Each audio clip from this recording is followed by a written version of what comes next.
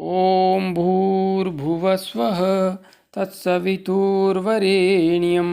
भर्गो देवस्य धीमहि धियो यो नः प्रचोदयात्। उस प्राण स्वरूप दुखनाशक सुख स्वरूप श्रेष्ठ तेजस्वी पापनाशक देव स्वरूप परमात्मा को हम अपनी अंतरात्मा में धारण करें। वो परमात्मा हमारी बुद्धि को सतमार्ग की ओर प्रेरित करे। भाइयों बहनों, जय श्री राम, जय गुरुदेव, जय माँ आदि शक्ति। आज एक महत्वपूर्ण जिज्ञासा जो कि एक आदरणीय साधक जी के द्वारा व्यक्त की गई है उसे सम्मिलित कर रहा हूँ। बड़े ही भावपूर्ण तरीके से आदरणीय साधक जी ने अपने भावों को अभिव्यक्ति दी है। साधक जी लिखते हैं, पूज्यवर प्रणाम। प्रणाम आपको भी मेरी तरफ से बहुत बहुत प्रणाम। आप एक महान युग पुरुष के शिष्य हैं और आपको युग पुरुष ने साधकों को मार्गदर्शन करने के लिए चुना है। यह आपकी गुरु सेवा है, बहुत अच्छी लग रही है। मैं भी अंबिका आश्रम बालीपुर तहसील मनावर जिला धार का सेवक हूँ। भोपाल में रहता हूँ। साल में 5 बार आश्रम अवश्य जाता हूँ। 71 वर्ष की आयु है। मेरे बाबा सदगुरुदेव की सेवा में हूँ। उनके बारे में कुछ लिखना मतलब सूर्य को दीपक दिखाना है। वे भी ब्राह्मणों को गायत्री संध्या करने पर बहुत जोर देते थे। गायत्री संध्या न करने वाले ब्राह्मणों को मलेच्छ कहते थे और हमने अनुभव किया है कि वे परकाया प्रवेश जानते थे। आप अगर उनका ध्यान में चिंतन करेंगे तो आप स्वयं समझ जाएंगे वे क्या थे। अब अपनी बात करते हैं। मैं पिछले 10 माह से लगातार ध्यान कर रहा हूँ।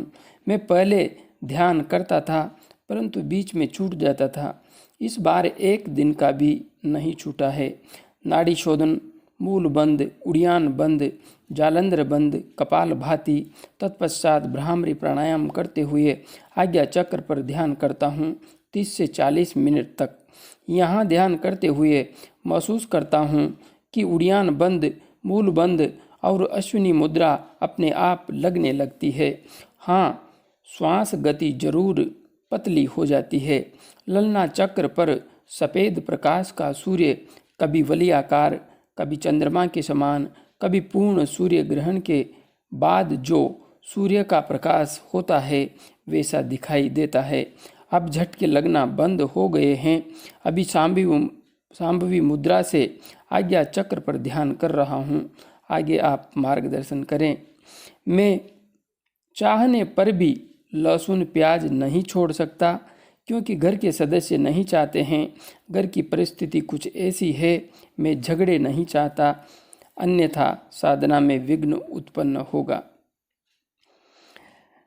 आदरणीय साधक जी, आपने अपना नाम तो यहाँ पर लिखा नहीं है और आपने बाद में यह भी लिखा है कि आप मेरे को साधक नाम से संबोधित करेंगे तो मैं समझ जाऊंगा कि आपने मुझे संबोधित किया है।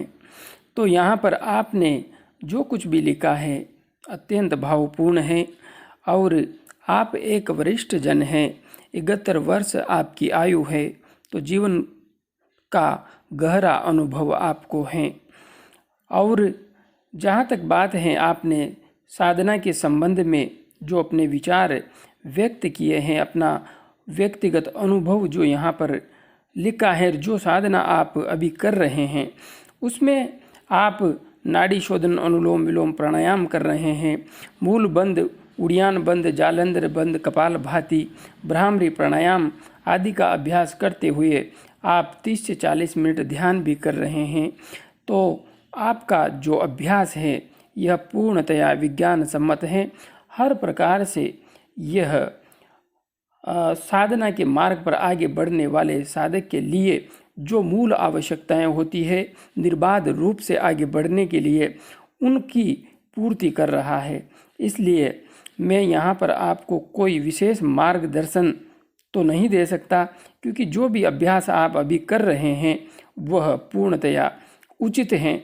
बस इसमें आप एक संशोधन कर सकते हैं कि जो 30 से 40 मिनट का ध्यान का आपका समय है, आप इसे धीरे धीरे आगे बढ़ाइए जिससे कि ध्यान का समय आपका कम से कम प्राणायाम आदि के अलावा 1 घंटा हो जाए। आप यदि ऐसा करते हैं तो आप ध्यान की गहराई में डूब पाएंगे।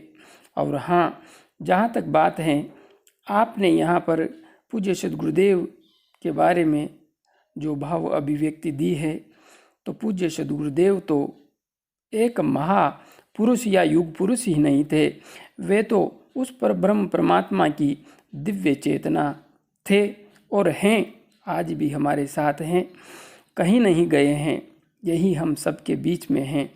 इसलिए दिव्य चेतनाओं के द्वारा ही इस संसार में उच्च स्तरीय कल्याणकारी कार्य संपादित किए जाते हैं और पूज्य सद्गुरुदेव के सपने को साकार करने के मार्ग पर ही मैं भी थोड़ा सा आगे बढ़ने का प्रयास कर रहा हूँ।